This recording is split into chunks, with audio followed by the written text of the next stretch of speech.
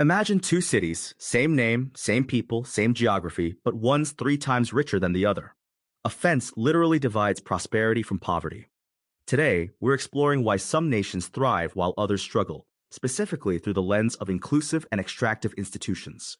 You'll learn how these systems shape everything from your daily life to entire economies, and why understanding them is crucial for anyone who cares about progress. So help me understand what's really going on with these two cities I mentioned. Well, you're talking about Nogales. Fascinating case, actually. You've got Nogales, Arizona on one side of the fence and Nogales, Mexico on the other. Same people, same culture, same climate, but the US side has a per capita income that's about 3 times higher than the Mexican side. That's wild. How does that even happen? It all comes down to what we call inclusive versus extractive institutions. Think of institutions as like the rules of the game in a society. Inclusive institutions, they're like a well-designed game where everyone gets a fair shot at playing. Extractive ones, more like a rigged game where only a select few can win. Right, but what does that actually look like in practice? So take South Korea, for example. After the Korean War, they developed strong property rights, invested heavily in education, and created opportunities for innovation. That's what inclusive institutions look like. They encourage participation, protect rights, create level playing fields. And on the flip side? Well, North Korea represents the perfect example of extractive institutions. The elite control everything, there's limited economic freedom, and innovation practically non-existent. Hold on, you're telling me these two countries started from basically the same place? Exactly. And you know what's fascinating? In 1953, they had pretty much identical economies. Today, South Korea's GDP per capita is over 20 times higher than North Korea's. According to the World Bank data, we're talking about a difference of roughly $34,000 versus $1,700. That's mind-blowing. And here's something that might surprise you even more. You know Silicon Valley? Yeah? It's actually one of the best modern examples of inclusive institutions at work. You've got this ecosystem where anyone with a good idea can potentially get funding, where failure isn't stigmatized, and where innovation is rewarded. The venture capital system there? It's like a perfect example of inclusive institutions in action. But wait, doesn't Silicon Valley also have its own problems with inequality? That's a really good point. No system is perfect, and yes, Silicon Valley has its issues, but the key difference is that the rules of the game themselves aren't rigged. Anyone can theoretically enter and succeed. You know what this reminds me of? The whole situation with coffee in colonial Brazil. Oh? Tell me more about that. Well, according to historical records, the Portuguese colonial system was set up to extract as much wealth as possible from coffee cultivation. They created these massive plantations worked by slaves, with all the profits flowing to a tiny elite. And get this, some economists argue that these extractive institutions from centuries ago still influence Brazil's economic inequality today. That's exactly right. And it shows how these institutions can create these path dependencies that are really hard to break out of. Path dependencies? Yeah. Think of it like this. Once you set up extractive institutions, the people benefiting from them gain power, right? And they use that power to maintain the system. It's like a self-reinforcing cycle. But some countries have managed to break out of that cycle, right? Absolutely. Botswana is actually a fascinating example. When they gained independence in 1966, they were one of the poorest countries in the world. But they did something remarkable. What did they do?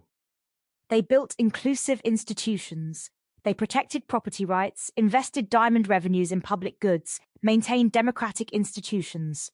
According to the World Bank, they've maintained one of the world's highest economic growth rates since independence. That's incredible. But I've got to ask, what about the digital age? Are we seeing new forms of extractive institutions? Oh, that's such an interesting question. Some argue that big tech platforms are creating new forms of extractive institutions through data monopolies and algorithmic control. Can you break that down a bit? Think about it. When a handful of companies control vast amounts of data and the algorithms that determine what we see and how we interact online, isn't that a form of power concentration? According to recent studies, just 5 tech companies now control about 95% of all social media data. Wow, that's actually pretty concerning. And here's where it gets really interesting. Some countries are actively trying to prevent this kind of digital extraction. The EU's GDPR regulations, They're basically an attempt to create more inclusive digital institutions. So what you're saying is that this isn't just about governments and traditional institutions anymore? Exactly, exactly. The battle between inclusive and extractive institutions is playing out in new ways across different domains: digital, environmental, financial. Speaking of financial, what about cryptocurrency? Wasn't that supposed to be this great equalizer? Well, that's a perfect example of how intentions and reality don't always match. While crypto was meant to democratize finance, some argue it's created new forms of concentration and extraction. Right, right. I've heard about the whole mining concentration issue. Exactly. According to blockchain analytics, just 10 mining pools control about 90% of Bitcoin mining. Not exactly the decentralized utopia that was promised. So what hope is there for creating more inclusive institutions? Well, there are actually some really promising developments. Take Estonia, for example. They've created this incredible digital citizenship system that's making government services more accessible and transparent. Tell me more about that. So Estonia has this system called e-Estonia, where virtually all government services are available online. According to their government data, it saves the average Estonian 5 working days per year and has made starting a business incredibly easy. 5 working days? That's huge. And it's not just about convenience, it's about creating transparency and reducing corruption. When everything's digital and trackable, it's harder to maintain those extractive practices. But surely there must be challenges with this approach too. Oh, absolutely, absolutely. Privacy concerns, digital divide issues, cybersecurity risks, these are all real challenges that need to be addressed. So what's the key takeaway here? What should people be thinking about? Well, I think it's about recognizing that institutions, whether they're political, economic, or digital, shape our opportunities and outcomes in profound ways. And more importantly, they can be changed. Changed how? Through awareness, through civic engagement, through supporting reforms that make institutions more inclusive. Look at Chile's recent constitutional process. It's messy, sure, but it's an attempt to remake institutions to be more inclusive. So when you step back from all this, what's the real message for our listeners? I think it's that institutions matter. They're not just abstract concepts. They're the rules that shape our daily lives and opportunities. And understanding them is the first step to improving them.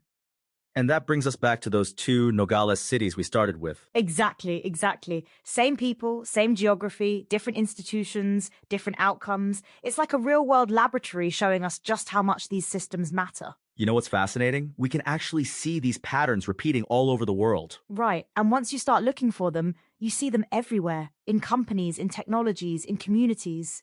It's like putting on a new pair of glasses.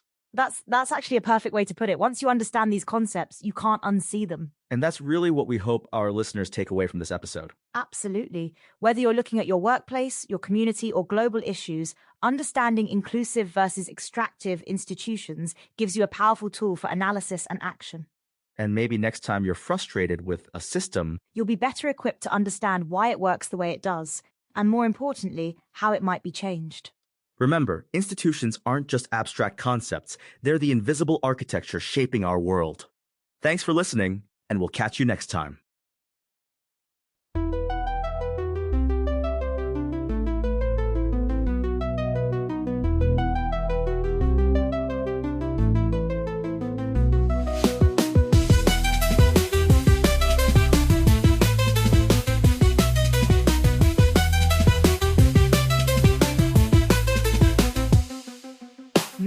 Show, let's go, open up your mind and grow. Facts and stories, things you never know. Every episode, we light the glow. Step into the world of Mad Show. Turn it up, let the rhythm flow.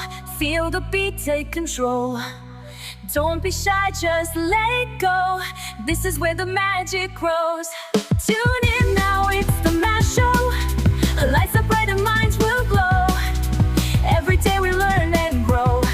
Come along and join the flow.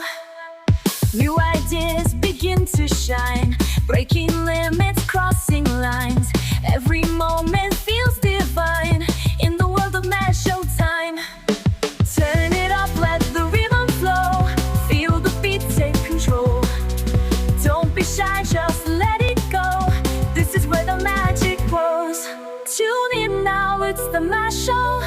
Lights so bright and minds will glow. Every day we learn and grow. Come along and join the flow.